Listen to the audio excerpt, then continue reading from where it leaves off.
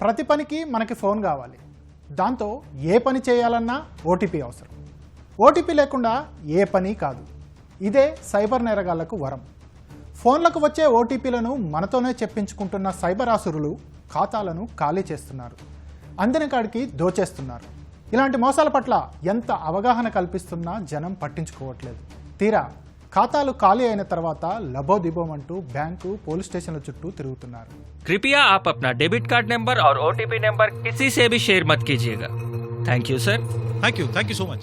Bank సిబ్బంది మనతో పదే పదే చెప్పే మాట ఇది.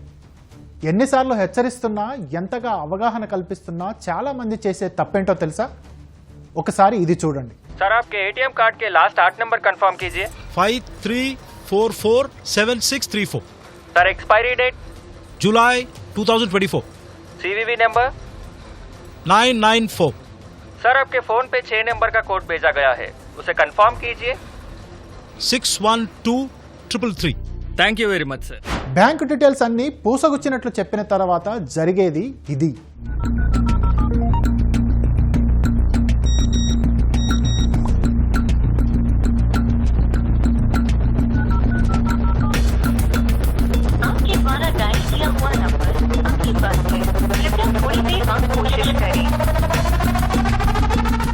మన అమాయకత్వమే మనల్ని కాటేస్తుంది.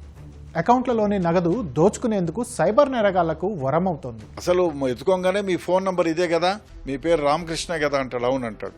అయితే మీరు ఒక క్రైమ్లో ఇన్వాల్వ్ అయినారు, మీరు దానిలో మీరా కాదా అని తెలుసుకోవాలంటే ఒక ఓటీపీ, ఒక నంబర్ వస్తుంది, ఆ నంబర్ నాకు చెప్పండి.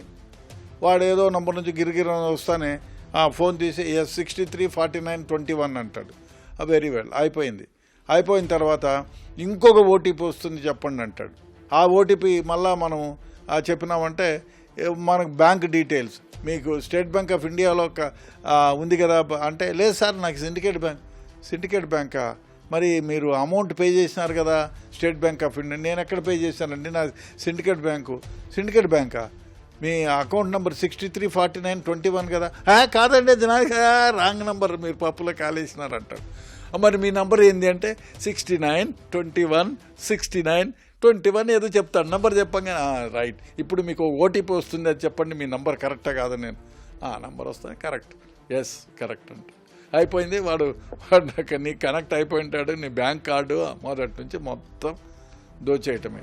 కొన్ని సందర్భాల్లో సైబర్ నేరగాళ్లు మన డెబిట్, క్రెడిట్ కార్డులోని చివరి నెంబర్లను తెలుసుకొని మిగతా వివరాలు మనమే చెప్పేలా మాయ చేస్తారు, మభ్యపెడతారు. లాస్ట్ 3 డిజిట్స్ ఆడ కనపడతా ఉంటాయి, మీకు ఫస్ట్ నుంచి 6 డిజిట్స్ చెప్పమంటే వీడు చెప్పినాడు అనుకో, సరే ఒక ఓటీపీ వస్తుంది, అది కూడా చెప్పండి. నేను మీ పేరు శ్రీనివాస్ కదా, అవునండి శ్రీనివాస్, మంచిది, సరే మీకు మళ్ళీ కొద్దిసేపు అయిన తర్వాత ఇంకొక మెసేజ్ వస్తుంది, ఆ మెసేజ్లో ఏం రాసినారో చెప్పండి, ఎందుకంటే మీ అకౌంట్లో నుంచి డబ్బులు పోకుండా పోవాలి, మేము బ్లాక్ చేయాలి అంటే మీకు వచ్చిన నంబర్ని మాకు చెప్పాలని.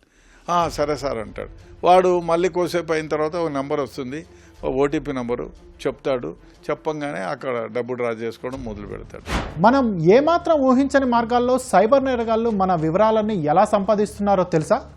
వారి తీయని మాటలకు మనం ఎలా కరిగిపోతున్నామో, మన ఫోన్ ఎలా హ్యాక్ అవుతుందో చూడండి.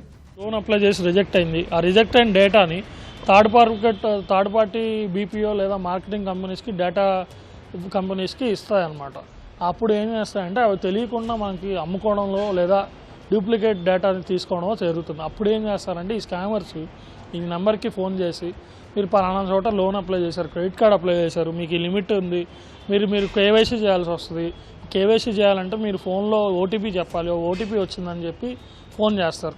ఫోన్ చేసినప్పుడు ఓటీపీ రాగానే అవగాహన లేని వాడు ఏం చేస్తాడంటే, అవునా అండి 302040 అని చెప్పి ఆ ఓటీపీ చెప్తాడు. చెప్పగానే ఆబ్వియస్లీ మనం ఏమవుతుంది, ఫోన్లో అవగానే కేవైసీ సక్సెస్ఫుల్ అండి అని చెప్పి ఫోన్ కట్ చేస్తాడు. ఆ కేవైసీ సక్సెస్ఫుల్ అంటే వాళ్ళు ఏం చేస్తారంటే ఆ ఓటీపీ కొట్టగానే ఫోన్ యాక్సెస్ తీసుకుంటారు. యాక్సెస్ తీసుకొని డబ్బులు, డేటా అనేది కొట్టేయడం జరుగుతుంది. మోసపోయేందుకు మన అవసరాలే సైబర్ నేరగాళ్లకు అవకాశం.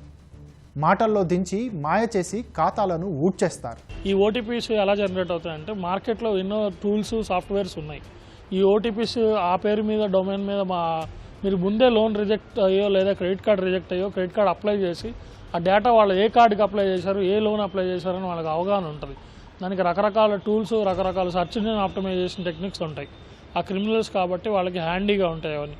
అలా మీరేం దేనికి అవసరమో వాళ్ళకి ముందే అర్థం అవ్వడం వల్ల మీకు కాల్ చేసి ఓటీపీలు ఇవన్నీ అడుగుతారు.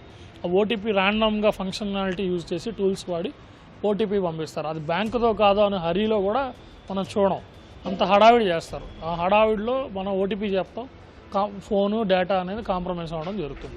మీకు మీ కుటుంబ సభ్యులకు, బంధువులు, స్నేహితులకు సైబర్ నేరగాల నుంచి కాల్స్ వస్తున్నాయా? వెంటనే మీరు చేయాల్సిన పని ఇదే. ఏ బ్యాంక్ మేనేజర్ కానీ ఏ అధికారులు కానీ ఫోన్ చేసి మన క్రెడిట్ కార్డ్ వివరాలు, మన పర్సనల్ వివరాలు అడగరు.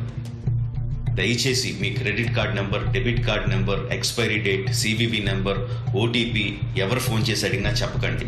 అలా ఎవరైనా ఫోన్ చేసి మీ వివరాలు అడిగితే వెంటనే వాళ్ళ ఫోన్ నెంబర్ సైబర్ క్రైమ్ పోలీసులకు తెలియజేయండి. సైబర్ నేరగాళ్ళ నుంచి జాగ్రత్తగా ఉండండి.